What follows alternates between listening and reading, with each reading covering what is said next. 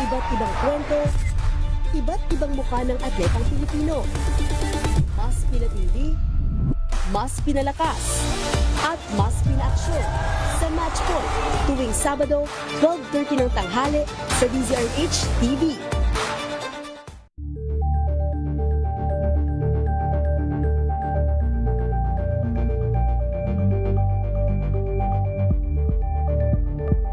Curious ka ba sa maraming bagay? Kami na ang bahala dyan. Aalamin, tutuklasin at bibigyang linaw namin ang mga katanungang bumabagabag sa inyong isipan.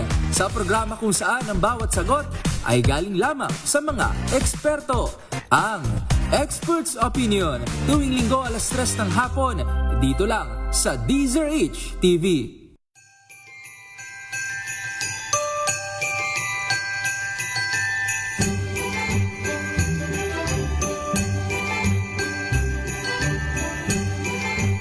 The news that you are following will be yours tonight. Hatid ng DZRH TNT.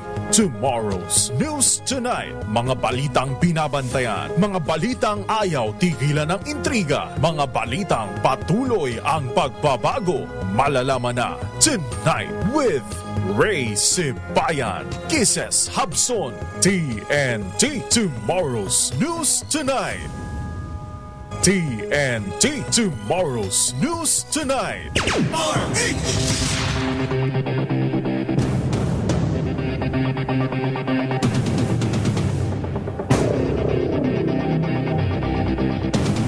TNT. Tomorrow's News Tonight.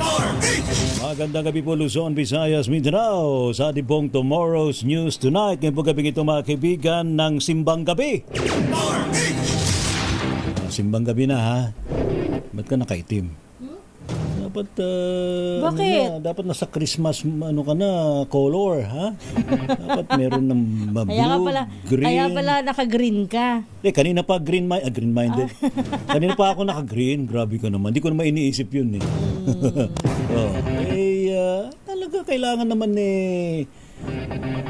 anyway, sabi ng mga iba, sige, meron bang Black Christmas?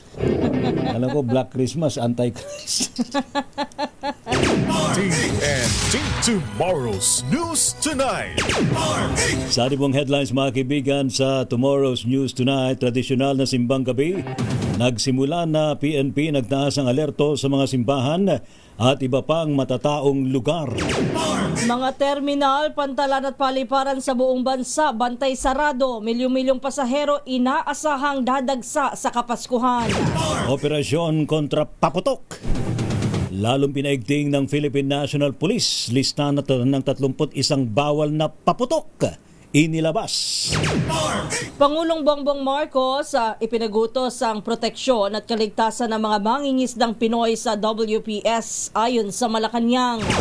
PNP, mas pinaigting ang border patrol at monitoring laban sa tangkang pagpasok muli ng Pogo sa Pilipinas. Presyo ng petrolyo may dagdag bawas Ha? bukas. Dagdag bawas? Oo. 20 sentimos ang taas sa gasolina, 20 sentimos ang bawas sa diesel at kerosene. Nayari na naman mga gasolina.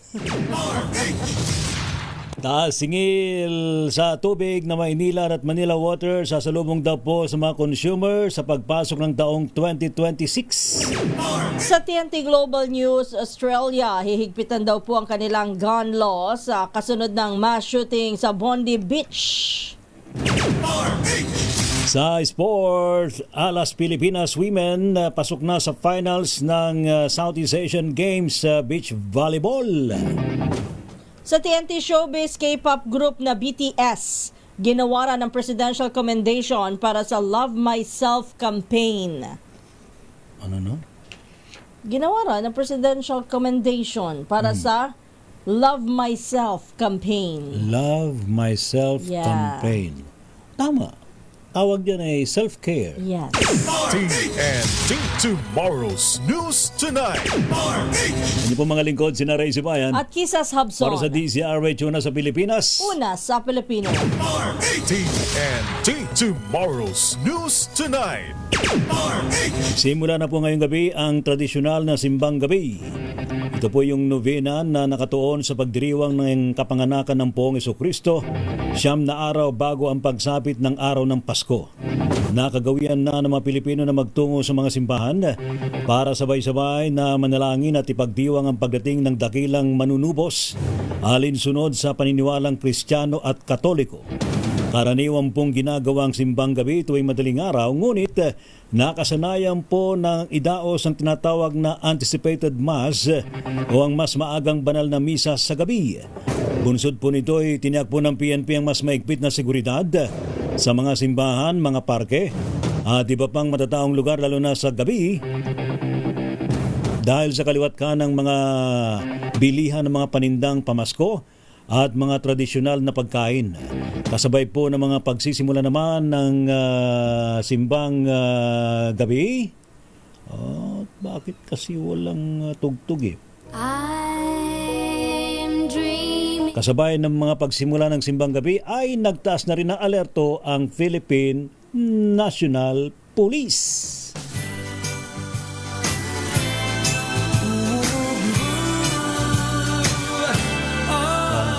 Kanta na. Yan. Ayoko. Baka ulanin yung mga nagsisimbang gabi. Ay, hindi naman. Blessing naman yung Hindi pa ating- tayo maibili ng puto bongbong ni Noche. Talaga. At saka ng bibingka mamaya. Alam mo, yung sinoche kakas may kusa yan. Hindi naman kailangang sabihan pa eh. O, di ba? Malaman natin yan. Kung Yan, talagang oo, pwedeng... may kusa yan. Pwedeng wag nang magsabi. Sure ball yun, sure ball. Wala naman po nakikitang banta sa seguridad ng Philippine National Police sa pagsisimula nga ho ng simbang gabi ng mga Katoliko. Ayon kay Police Colonel Julius Cesar Domingo, Chief ng Public Safety Division and Directorate for Operation, walang namomonitor na security threat ang intelligence community maging ang mga bahay sambahan. Sa kabila nito ay magsisimula na nga ang dagdag na deployment ng PNP sa mga places of worship. Ngayong gabi, kasabay po ng pag-arangkada ng anticipated mass mula kaninang alas 9 ng gabi. Paalala ni Domingo, lalo na sa mga dadalo na kabataan sa karaniwang sangkot po sa riot, maaari pong maging liable sa krimen ang mga pasaway na edad 15 anyos pataas. Noong Nobyembre pa naka-heightened alert ang PNP na sa nagpapatuloy po para sa holiday season kung saan 70,000 tauhan ito ang naka-alerto. Yun talaga. Christmas na nga bang talaga, ha? Sa Paskong darating, Santa Claus nyo'y ako rin. Nakanda na po ang Parañaque Integrated Terminal Exchange o PITX sa inasampung dagsa ng milyong-milyong mga pasahero ngayon pong holiday season. Ayon po sa PITX, tinatayang abot daw po sa may 3 milyong pasahero. Ang umano'y magtutungo sa terminal mula December 9 hanggang January 5, kasabay nga po ng Christmas at New Year. Dahil po dito ay binuhay po ang Holiday Transport Plan na kinabibilangan po ng mas pinahusay na seguridad, na pinalawak na customer assistance at mas aktibong koordinasyon sa Department of Transportation, maging sa LTFRB, LTO, PNP, MMD at mga transport operator. Layunin po ng akbang na ito na masiguro ang kaligtasan at maayos naman ang biyahe ng mga pasahero sa panahon ng Kapaskuhan. Samantala, inaasahan naman ang pagdagsa ng mga biyahero sa mga pantalan ilang araw bago pa ang magpasko at bagong taon. Ayon sa Philippine Ports Authority, posibleng pumalo sa 4.6 million na mga pasahero ang babiyahe mula ngayon hanggang sa January 5, 2026. Dahil dito, pinatitiyak po ni PPA General Manager Jason Tiago sa kanilang mga kawani ang maayos at maginhawang pasilidad para sa mga magsisipag-uwian para sa holiday. Minamadali na rin ng ahensya ang pagkumpuni sa mga pasilidad sa ilang pantalan na nasira ng nagdaang bagyo. Kabilang po sa tututukang pantalan ng PPA ang nasa Iloilo, Batangas, Mindoro, Davao at Maynila. Iwang ang araw habang nabubuhay sa Pasko. Lalo pang pinag-ibayo ng Philippine National Police ang crackdown ito laban sa mga illegal na firecrackers at iba pa ang uri ng ipinagbabawal na paputok. Kaugnay po nito ikaabot po sa may 31 mga bawal na paputok. Ang bantay sarado po ng PNP ngayong holiday season hanggang sa pagsalubong sa bagong taon. Bate po sa inilabas sa listahan ng PNP Firearms and Explosives Office o FEO, kabilang po sa mga bawal na paputok ay ang mga sumusunod. Abay, bawal na palang watusi, ha? Kasi nakakain kasi ng mga bata. Matagal ano? na. Oo, Kasi yan. delikado para sa mga Oo. bata. Napapagkamalan tsokolate. Ayun, si Lolo Thunder ay bawal na rin. Pati si Boga, ha? Plapla, Piccolo, Goodbye Philippines, Goodbye De Lima, Giant Bawang, ha? Goodbye Napoles, ha? Atomic Bomb, Bin Laden, saka Super Lolo. Aba, paliwanag ko ni Police Colonel Rex Buyukan, Explosive Management Division Chief ng FEO, bawal daw po ang mga overweight na paputok na sobra sa 0.2 grams ng pulbura, maging mga may fuse na mabilis maupos sa tatlong segundo. Sino mang lalabag daw po dito ay posibleng makulong ng 6 na buwan hanggang sa 1 taon sa ilalim po na umiiral na Republic Act No. 7183. Samantala, may tukoy namang 6 na pong lisensyadong manufacturers ng paputok ng PNP. They are continuously those who have expired permits or licenses are continuously applying for their renewal. Pero ang mostly karamihan dito manufacturers natin are located sa Region 3. Region 3 and Region 6. Samantala, binalaan naman ni Acting PNP Chief Police Lieutenant General Jose Melencio Nartates Jr. ang mga tauhan at iba pang gun owner na masasangkot sa insidente ng indiscriminate firing ngayong Kapaskuhan. Ayon kay Nartates, mahaharap sa kaukulang administrative sanction na maaaring humantong sa dismissal ang mga PNP personnel na mapapatunayang nagpaputok ng walang habas sa holidays. Sabi ni Nartates, magpapatupad siya ng one-strike policy o no second chances sa mga pasaway na pulis na agad sususpindihin habang iniimbestigahan. Una nang sinabi ng general na damay sa parusa ang mga commander na hindi na mapupulis ang kanilang mga tao sa paggamit ng paputok at ng baril. Sa hiwalay na pahayag, sinabi po ni PNP spokesperson Police Brigadier General Randolph Tuanyo na masusi pang pinag-aaralan kung ibabalik ang muzzle tape o busal sa service firearms ng pulisya bilang paghahanda sa bagong taon na huling ipinatupad noon pang 2023.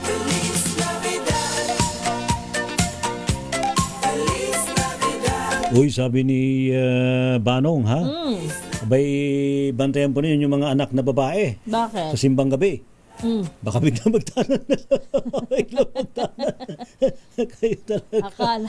Akala magsisimbang gabi, nagtatanan na pala. Nagtatanan na pala. Ay sus, apo, anyamutan. Ay sus. Samantala, hindi raw po ulit magbubusal o magseselo ng baril ang mga Philippine National Police ngayon pong holiday season hanggang sa pagsalubong sa bagong taon. Ayon po kay PNP spokesperson na Police Brigadier General Randolph Tuanyo, nainwala daw po si Acting PNP Chief Lieutenant General Jose Melencio Nartates Jr. na profesional ang kanilang hanay. Hindi naman isinama ni Nartates sa memorandum ang nakagawiang paglalagay ng muzzle tape sa service firearms matapos dumaan ng interagency meeting kasama po ang DILG. Huli pinatupad ang pag-tape sa mga baril ng pulis noong pang 2023 bilang pag-iwas sa indiscriminate firing. Kaugnay po nito ay inatasan ni Nartates sa mga commander na resolbahin ang mga magiging kaso ng stray bullet sa loob ng 24 oras. Una pong binalaan ng PNP mga tauhan nito sa umiiral na one-strike policy, abay kasama na po dyan yung mga sibilyan, ha, na may mga baril laban sa mga walang habas na nagpaputok ng baril sa Pasko at Bagong Taon. Samantala, nagdeklara naman ng 4 na araw na unilateral ceasefire ang Communist Party of the Philippines ngayong Pasko at pagsalubong ng Bagong Taon. Sa isang pahayag, ginanunsyo po ng CPP Central Committee ang pagsisimula ng ceasefire alas 12 ng hating gabi ng December 25 hanggang alas 11:59 ng December 26. Magpapatuloy ito ganap na alas 12 ng hating gabi ng December 31 at hanggang alas 11:59 ng January 1. Sabi ng CPP, lahat ng unit ng New People's Army ay naka-activate defense mode na sa military operations ng Armed Forces of the Philippines.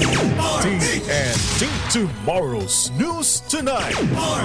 Nanindigan naman po ang pamahalaan na propaganda lamang ng isang teroristang grupo ang deklarasyong unilateral ceasefire ng CPP-NPA.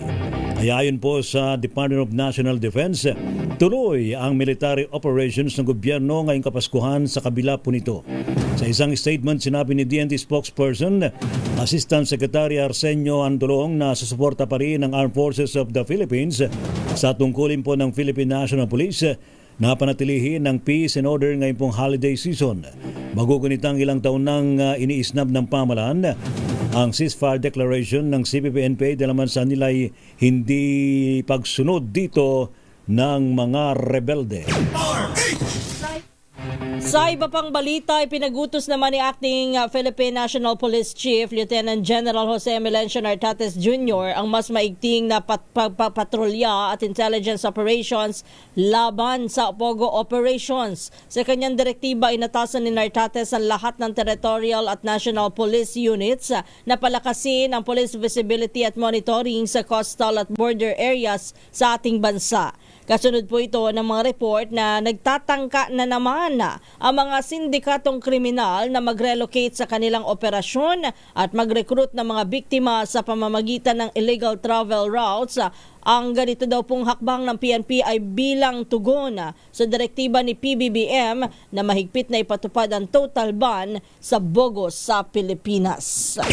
TNT Tomorrow's News Tonight. Pinatitiyak naman ni Pangulong Ferdinand Marcos Jr. ang kaligtasan ng mga mangisdang Pilipino kasunod po ng panibagong agresibong aksyon ng China Coast Guard sa Escoda Shoal. Ayon po kay Palace Press Officer Undersecretary Claire Castro, mariing kinokondina ng Malacanang ang naturang insidente na nangyari noong December 12 nang biglang habulin at gamitan pa ng water cannon ng barko ng China Coast Guard ang mga bangkang pangisda ng mga Pilipino. Sinabi ni Castro na maigpit na bilin ni Pangulong BBM sa lahat ng kaukulang ahensya ng pamahalaan na unahin daw po ang kaligtasan ng mga mangisda at magkaroon ng deployment sa strategic locations para magbantay at magbigay ng proteksyon sa mga Pinoy. Tiniyak naman ng Malacanang na todong suporta sa pagbili ng Philippine Coast Guard na makaragdagang barko na magpapalakas ng presensya ng Pilipinas sa West Philippine Sea. Nanawagan din na niyang Pangulo ng pagkakaisa ng mga Pilipino at itaguyod ang interes ng ating bansa. Umarangkada na ang pagtitipon kaugnay ng chairship ng Pilipinas ng ASEAN sa susunod na taon. Kabilang po dito ang ASEAN Senior Economic Officials Meeting o SEOM Retreat na ginanap sa Boracay, Aklan. Pinangunahan po ang pulong ni DTI Bureau of Internal Trade Relation Director Marie Sherilyn Akia na magsisilbing chair ng ASEAN SEOM sa 2026. Sa naturang meeting, inilatag po ng Pilipinas sa mga prioridad sa economic deliverables para sa 2026 na nakasentro sa pagpapalakas ng trade at investment linkages, pagpapabilis ng digital transformation, integration ng MSMEs sa development agenda sa ASEAN, pagpapalago daw po sa creative economy at innovation at pagsusulong na sustainable at inclusive economies. Layunin po ng panukalang ito na tumugon sa pangangailangan ng rehiyon, suportahan ang pangkalahatang paglago at maghatid ng konkretong benepisyo sa mga mamamayan ng ASEAN. Naging venue rin ng retreat para suriin ang progreso ng mga prioridad noong 2025 at paghandaan ang 2026 na magsisilbing unang taon ng implementasyon ng ASEAN Community Vision 2045 at ng ASEAN Economic Community Strategic Plan 2026 hanggang 2030. TNT Tomorrow's News Tonight. Samantala, inamin ho ni Senador Sherwin Gatchalian, Chairman ng Senate Committee on Finance, na meron na pong deadlock sa Bicameral Conference Committee hinggil sa 6.793 trillion pesos na panukalang budget po sa taong 2026. Ito pong dahilan kung bakit kansilado kanina ang dapat ay pangatlong araw ng Bicameral Conference Committee meeting. Ayon po kay Gatchalian, nagugat ito sa usapin ng tinanggal na 45 billion pesos na budget ng DPWH para sa infrastructure projects, ngunit gustong ibalik.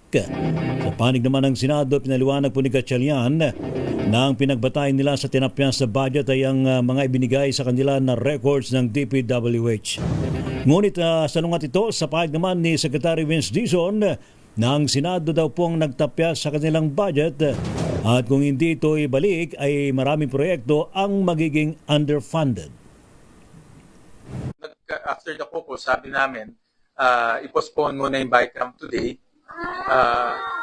Is-postpone muna yung BICAM today para ma-resolve itong issue with the House and also with DPWH. So, sir, postpone po yung BICAM? Yes, postpone yung BICAM. Agreed na po both ng House and Senate? Well, at least sa Senate side, no? Tinawagan ko yung aking counterpart, sinabi ko yun ang decision ng Senado. Kasi ang Senado, very firm, na ayaw namin ng overpriced items. Ang House, sir, ayaw din bumigay, so it's practically deadlock when we did DPWH budget. Well, we can call it deadlock, no, on that aspect, no. Pero naghahanap tayo ng solusyon. No? Ako, committed ako maghanap ng solusyon. Yan po si Senador Sherwin Gatchalian.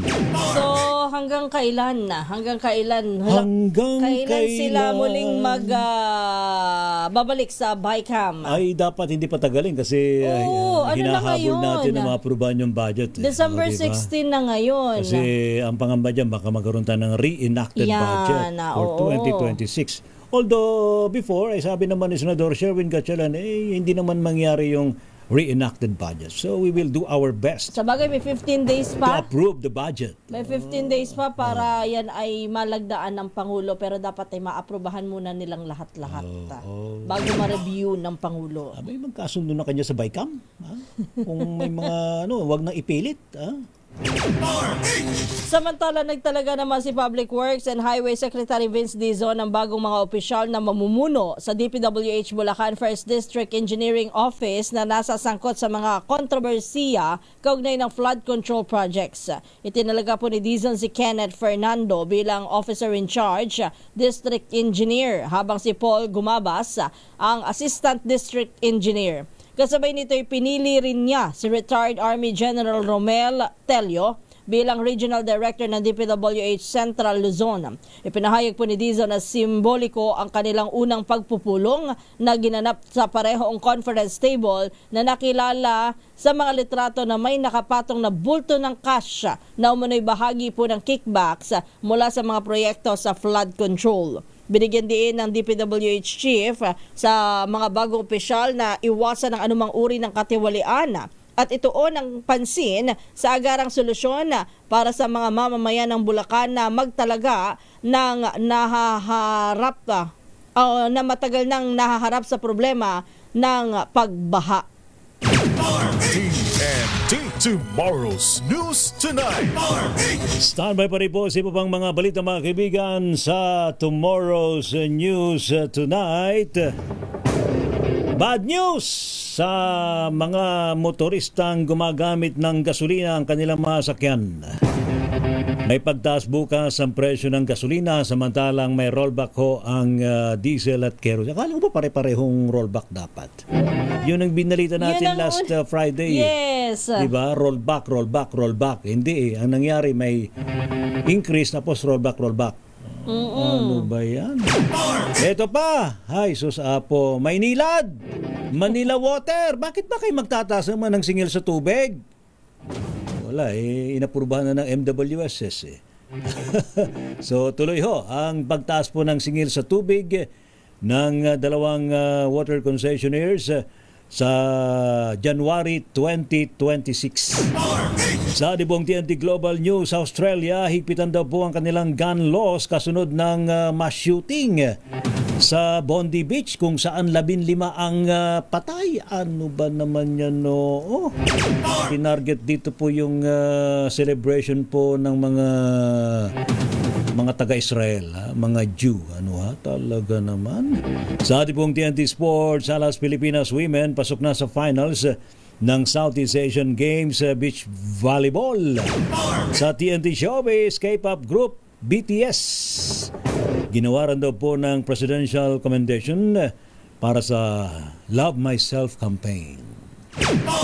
Pilipinas, ang oras ni ng Kisses. 9:34 ng gabi. Right, Med.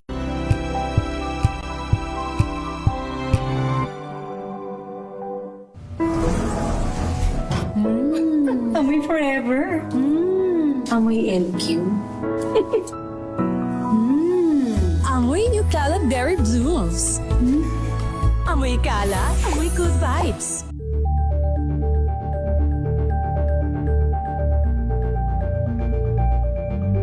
Maulan man, no worries na amoy kulong ang damit. Charm, Fabcon, bangong kumaka-bloom. Tanggal amoy kulog sa bango ng charm. Kaya gamit ko, Charm Fabcon with Bloom Fresh technology. Kills 99.9% of kulob-causing bacteria. May aroma burst pa of thousands of flowers and berries. Ang sampay sa loob, no amoy kulob. Bangong kumaka-bloom sa charm. Charm Fabcon. ACS.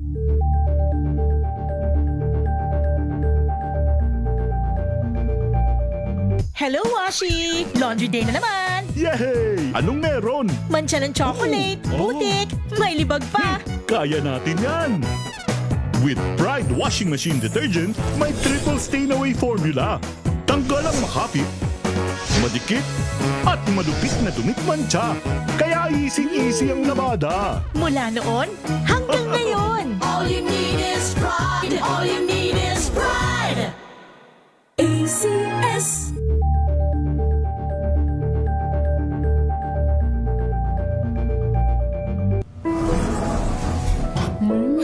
Amoy forever. Amoy LQ. Amoy New Cala Berry Blooms. Amoy Cala, amoy good vibes.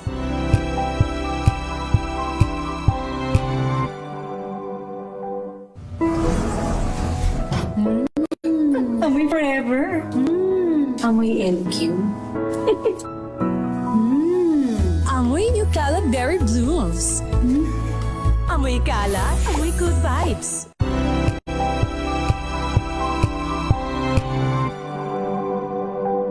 Tambalang Anthony Taberna at Jerry Baha ang gigising sa inyong umaga dahil lalatay ang humahagupit na diskusyon at komentaryo Lunes hanggang Biyernes sa 2x2.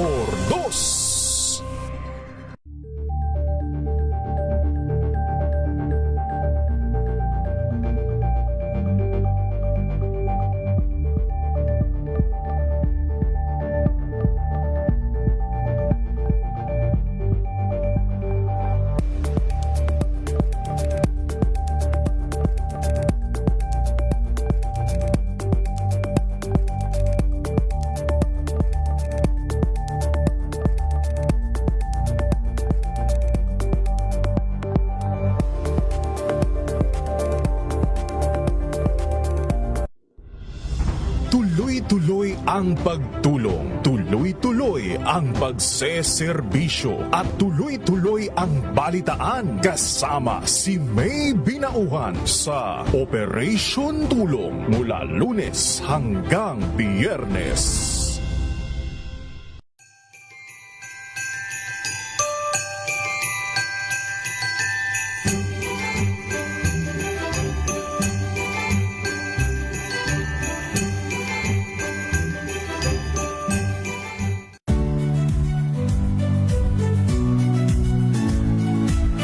Magandang araw mga kaibigan. Ito po ang inyong balerina ng bayan, si Lisa Makuhay Lizalde na nag-aanyaya sa inyong samahan kami at ang aming mga espesyal na panauhin para sa kalahating oras ng masayang kwentuhan sa aming programang Art to Art, kung saan ang usapang sining at kultura ay para sa lahat.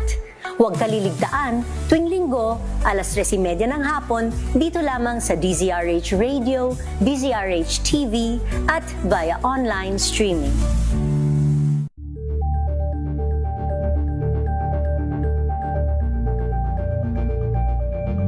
Maagang balitaan, maagang usapan sa mga issue at balita kasama si Kuya Angelo Palmones sa Magandang Umaga Pilipinas mula Lunes hanggang Biyernes.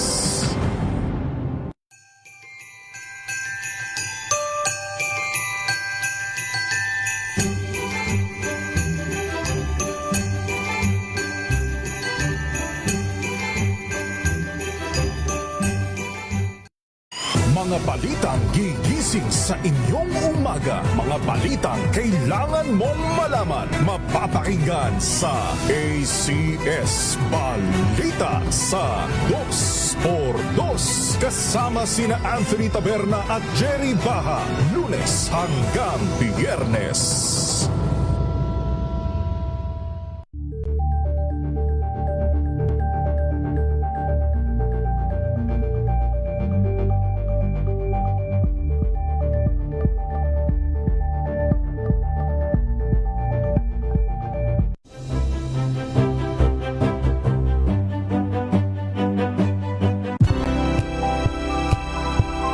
Balik po tayo mga kaibigan sa Tomorrow's News Tonight. Anyo pa rin pong mga lingkod sa pagbabalita.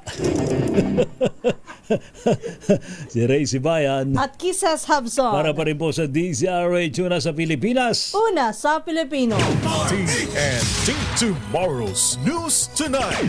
Standby Noche at ka Federico Manalili. Makasama daw po ng grupo ng Department of Public Works and Highways DPWH ang dating kalihim po ng ahensya at dating commissioner ng Independent Commission for Infrastructure o ICI na si dating Secretary Rogelio Babe Singson. Ayon po kay Secretary Vince Dizon, sasama sa grupo ng mga eksperto ng DPWH si Singson para daw po suriin ang mga flood control project. Ayon po sa kalihim, magiging bahagi si Singson ng isang mahalagang technical working group na susuri at mag-aapruba ng lahat ng flood control projects sa hinaharap. Anya, walang flood control project ang papasa kung hindi ito dadaan at maaprubahan ng technical working group na binubuo po ng mga eksperto kabilang po si Singson. Samantala, hindi naman kinumpirma o itinanggi ni Independent Commission for Infrastructure Chairman Andres Reyes ang umano'y nakatakdaring pagbibitiw ni Commissioner Rosana Fajardo. No comment muna ang maikling sagot niya sa tanong ng mga mamamahayag kanina. Una rito ay sinabi po ni dating ICI Special Advisor at Baguio City Mayor Benjamin Magalong na isa pang commissioner ang magre-resign. Matatanda ang bukod kay Magalong, nagbitiw na rin sa pwesto si Commissioner Babe Singson, epektibo ngayong December 15.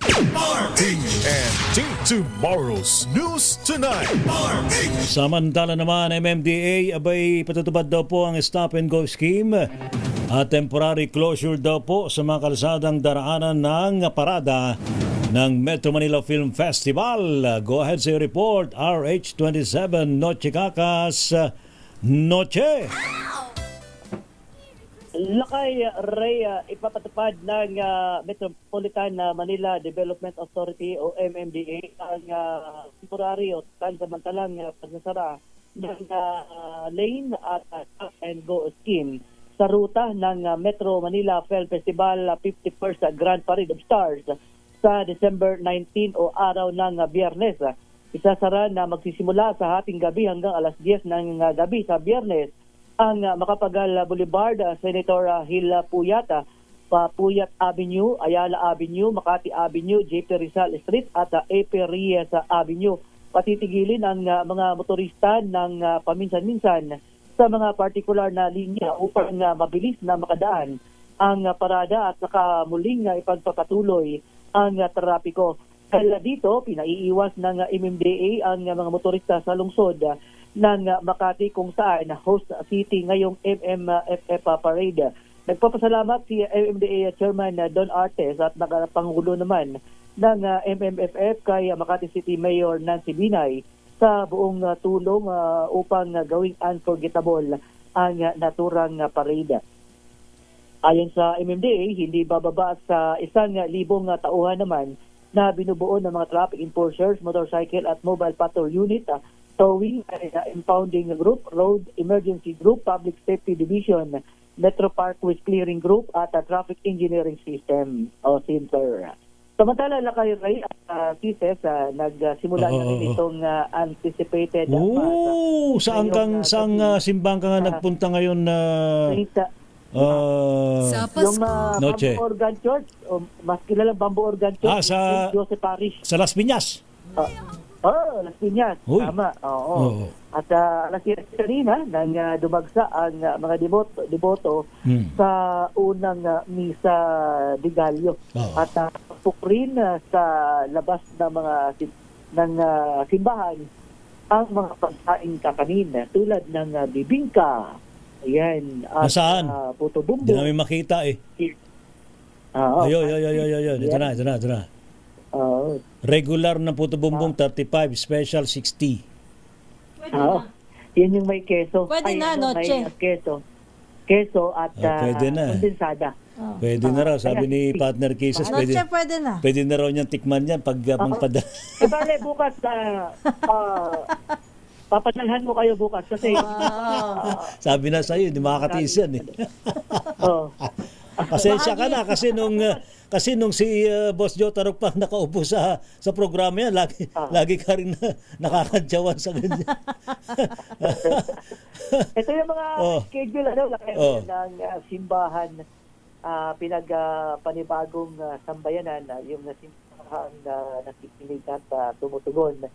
Yung December 15 kanina nga 7 p.m. ang pinamanahan ni Monsignor Roberto Bobby Olaguer. December 15 hanggang 2023. Ayan, yun yung anticipated mass.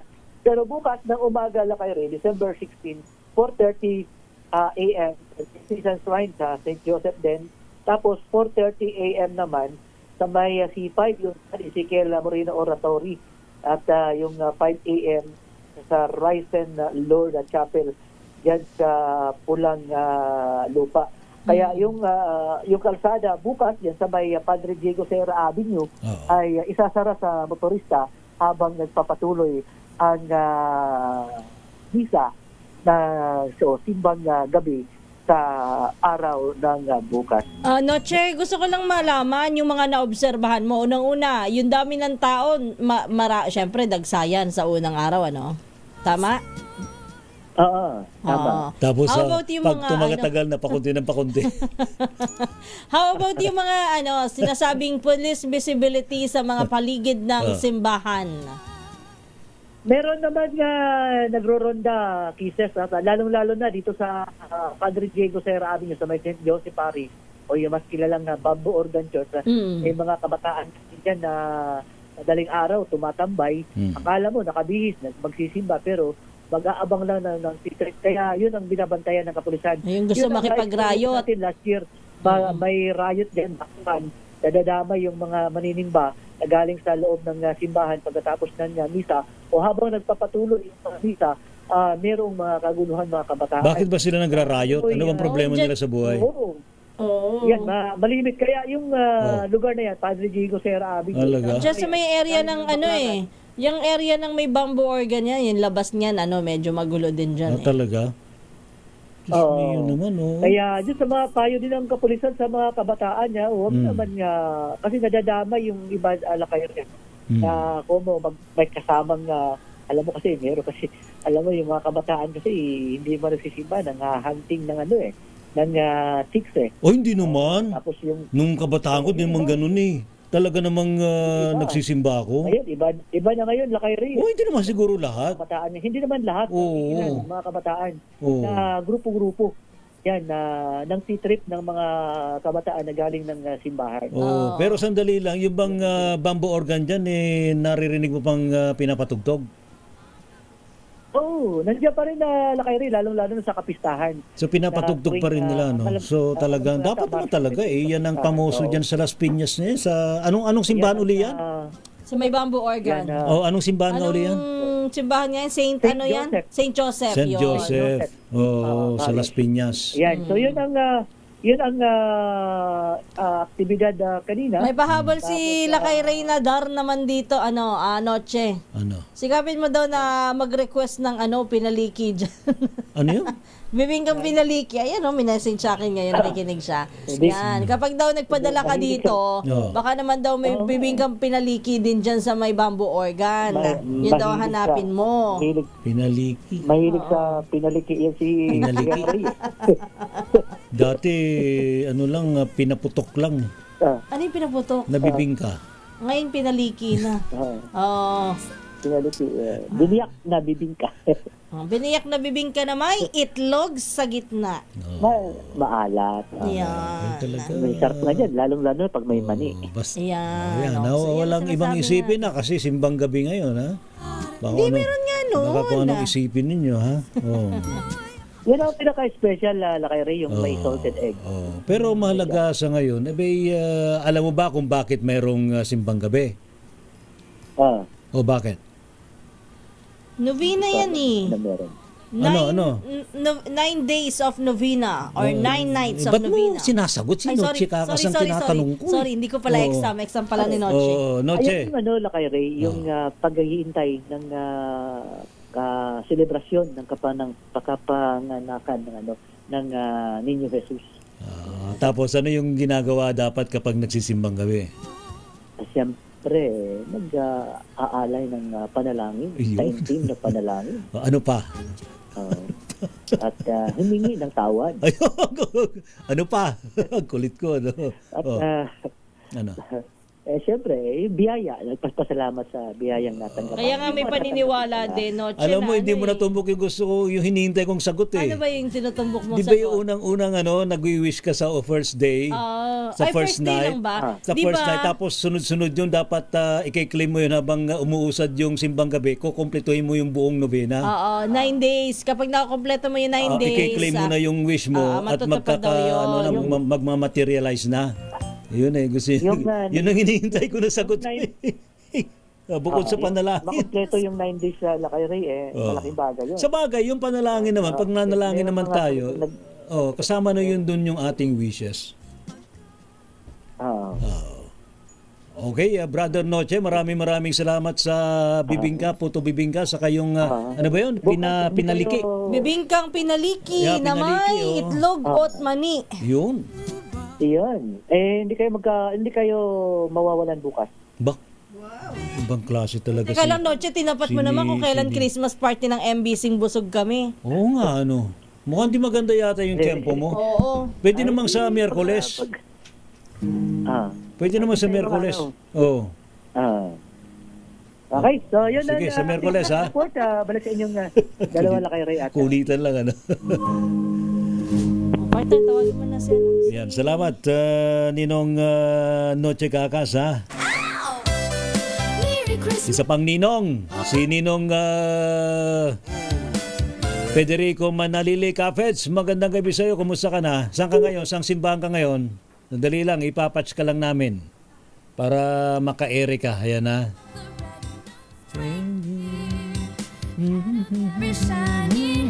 Okay, Cafets. Hindi yan ng ating mga kababayan yung maambon na gabi. Dahil na sa unang gabi na anticipated mass, talagang dinagsa ng ating mga kababayan yung mga simbahan dito sa lungsod ng Malabon kung saan sa ating pag-monitor. At ibabang otoridad na pinangunahan mismo ni Police Colonel Alan Minipig, Chief of Police ng Malabon, ang mga pagbabantay nga sa mga simbahan nga sa nabanggit na lungsod dahil sa unang gabi na anticipated na. Hanggang mo kasamang rin, binagsa talaga na dalawang kasi nangyari, dalawang masang rin dito Isang 7 to 8, 8:30. Kaya yun po ng mas alas 7 to 8 binagsa ng ating mga kababayan. Lalo na yung dito sa may ating pinuntahan na kung saan doon tayo nagsimba, yung Sacred Heart of Mary sa Barangay Maysilo. At sa pangalawa naman, yung sa pag-monitor yung Sacred Heart of Jesus sa may Barangay Pugatog naman. At siyempre, hindi mawawala yung katedral, yung San Bartolome Cathedral, mismo malapit yan sa munisipyo ng Malabon. Daksa yung ating mga kababayan na unang misa ng anticipated mass. Alam mo, yung tulad ka ng mga iba na sa tulad ka lang o kay Jesus na lang ilalapit ko ano kanilang mga pangangailangan dahil sa hindi ng dinaranas na tingnan na kahirapan at yun at naniniwala sila sa pag-gilipa ng pagpiling ng manitibos, nandiyan din yung pag-asa. Lahat ay makapatuhan. Isa sa mga minsan ng ating mga ari dyan ay yung nangyayari dito sa ating bansa. At di ko lang nga, yung malaking korupsyon. At sana, naging mulat tayo sa ating mga mata, sa ating paligid, kung ano ang ginagawa ng mga politiko. At dahil sa ulit, tayo rin mga kawawa yung nasa laylayan ang magdulo sa pagdating ng gantong puro sila pangungurapot na kasamang rin. Yun naman na. So, ikaw Kafeds, kukomplituhin mo yung simbang gabi mo, ha? Hindi naman yan. Talaga sa edad ng ko, laging buo yan ay siyam na gabi. Noong pa nga kasi na hindi tayo nag-monitor, madaling araw talagang tataga ako. Alas 3 ng madaling araw, gising na ako para umating nga ng sa Bigalo. Ngayon, dahil nga sa kasama tayo sa monitor natin ng kalagayan ng mga nangyayari, sa gabi na lang tayo. Yung anticipated mass na binubuo na lang natin. Ang ating binabantay. Saka dati, di pa uso anticipated mass eh. Di ba? Oo. Kasi nangyayari kasama ngayon, kaya nangyayari yan. Marami kasi natin mga kababayan na gusto man lang sana makapagsimba. Kaya may mga pasok. Yung mga yes. Tama. Kaya yung mga 26, makakapag-misa, makakapagsamba pa sila, makakapag-atin pa sila ng misa ng yung misa diyan, yung anticipated mass. Bago sila pumasok ng alas 10, diba?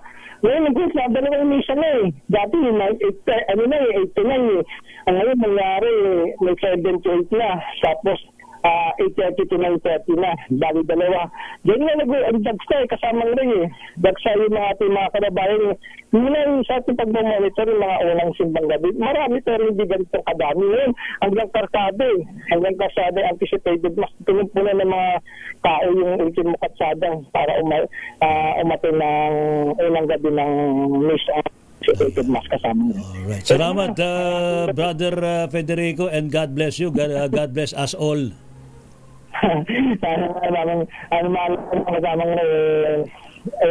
Gumaling agad. At sa mga katawan ko, biyanis pa ako nakarating. Kaya lang, hindi pwedeng di ako pumalis at magsimba dahil inubuo ko nga yung anticipated mo. Kahit masama katawan ko, gagaling ka, huwag kang mag-alala. Ano na kasamang Ray? Para sa tagaling ko mananili, para sa disarit yung nasa Pilipinas, una sa Pilipinas.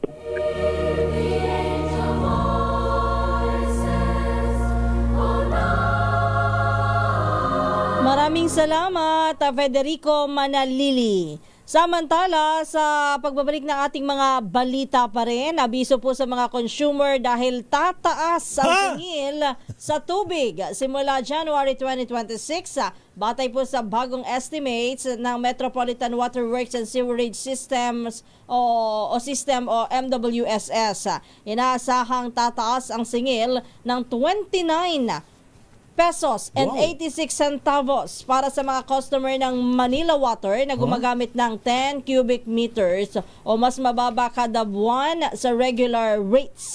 Dahil po dito mula 253 pesos and 85 centavos sa ikaapat na quarter ng 2025 ay magiging 283 pesos and 71 centavos ang singil sa unang quarter ng 2026.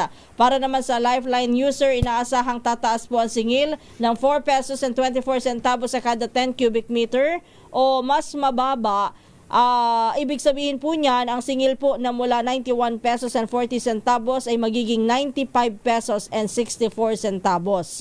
Samantala, ang mga customer naman ng Maynilad na may parehong konsumo ay makararanas ng dagdag na 5 pesos and 6 centavos na dagdag sa kanila pong buwan ng bayad. Ayon po sa MWSS, ang pagtaas ay bunga po ng rate rebasing adjustment na inaprubahan noon pang 2023 at masusing sinuri ng ang mga proyekto ng parehong water concessionaire. Samantala, bukas naman po ay meron pong dagdag bawas sa presyo po ng petrolyo. May pagtaas sa presyo ng gasolina, 20 centavos per liter. Meron namang rollback sa presyo po ng diesel at kerosene, 20 centavos per liter. Effective po yan alas 6 ng umaga bukas. Sa atin namang TNT Global News. TNT Top News Trending Worldwide. Australia, hihigpitan po ang kanilang gun laws kasunod ng mass shooting sa Bondi Beach. Alamin natin ang detalye kay sino ito? Wina Pearl o si Jackie Resho? Si Jackie Resho. Ang dapat sana'y masayang okasyon na Jewish Festival of Hanukkah ay nauwi sa trahedya dahil sa pamamaril ng mag-ama sa mga nagdiriwang nito sa Bondi Beach sa Australia. Hindi bababa sa 15 ang nasawi kabilang na ang isang 10 taong gulang na bata, habang 27 ang sugatan at nagpapagamot sa mga ospital sa Sydney kabilang na ang 6 na nasa kritikal na kondisyon. Patay matapos mabaril ng mga pulis ang amang sospek na 50 anyos habang sugatan ng anak nito at kasabwat na 24 anyos. Dahil sa naturang insidente, nangako si Australian Prime Minister Anthony Albanese na hihigpitan pa nila ang mga batas para makakuha ng lisensya at makabili ng baril sa kanilang bansa. Sa kanyang ex-post, kinundena ni Albanese ang nangyaring mass shooting at iginiit na walang puwang sa Australia ang ganoong uri ng karahasan at diskriminasyon. Idineklara ng Australian Police na isang terrorist attack ang nangyari sa isa sa pinakakilalang beach sa bansa. Samantala, nakikipag-ugnayan na ang Department of Foreign Affairs ng Pilipinas sa Australia upang tiyakin na walang Pilipinong nadamay o kasama sa mga nasugatan at nasawi sa krimen. Ayon sa DFA, sa ngayon wala pang kumpirmadong Filipinong casualties sa naturang insidente. At yan ang balita mula sa ibayong dagat. Ito si Jackie Resho ng DZRH, una sa Pilipinas, una sa Pilipino. TNT Sports and Games. Sa ating sports mga kaibigan, Alas Pilipinas Women abay pasok. Pasok na po sa finals ng Southeast Asian Games Beach Volleyball. Ating alamin sa report ni Kyle Bullas. Kyle! Sa kauna-unahang pagkakataon, makakatungtong na ang Pilipinas sa finals ng beach volleyball sa 2025 Southeast Asian Games sa Thailand. Ito ay matapos manatiling undefeated ng Alas Pilipinas Women sa naturang torneo. Unang pinataob ng tambalang si Rondina at Bernadette Pons ang Team 1 ng Vietnam sa scores na 21-18, 15-21 at 15-10. Sunod namang pinataob ng Alas Women Team No. 2 na sina DJ Rodriguez at Sunny Villapando ang Vietnam sa scores na 20-20, 19-21 at 15-10. Dahil dito, mayroon ng sure silver ang Alas para sa Women's Beach Volleyball. Sunod nilang makakatapat ang host country na Thailand sa gold medal match ng beach volley para sa 2025 SEA Games. Para sa TNT Sports, ito si Kyle Bullias ng DZRH. Una sa Pilipinas, una sa Pilipino. Sa showbiz naman, K-pop group na BTS ginawaran daw po ng presidential commendation para sa Love Myself campaign. Ibalita mo yan, Josa Cruzat. Ginawaran ng Presidential Commendation ng K-pop supergroup na BTS sa 5th Korea Good Nation Awards bilang pagkilala sa kanilang Love Myself initiative. Ang grupo ang kauna-unahang Korean artist na tumanggap ng naturang parangal na pinangunahan ng Ministry of Interior and Safety ng South Korea. Layunin ng awarding ceremony na bigyang pugay ang mga individual at grupo na nagtataguyod ng kabutihan at kultura na pagkakawang gawa sa lipunan.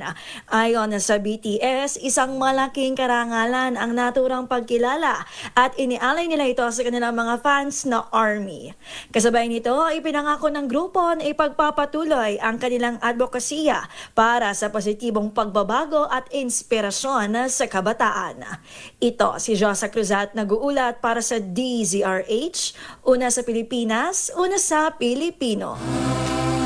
So mommy kissing Santa Claus. Bakit nga ba hinahalikan ni Mami si Santa Claus? Kasi naman si Mami tsaka si Santa Claus Oo. ang may anak Kasi naman si Santa ay Yung tatay.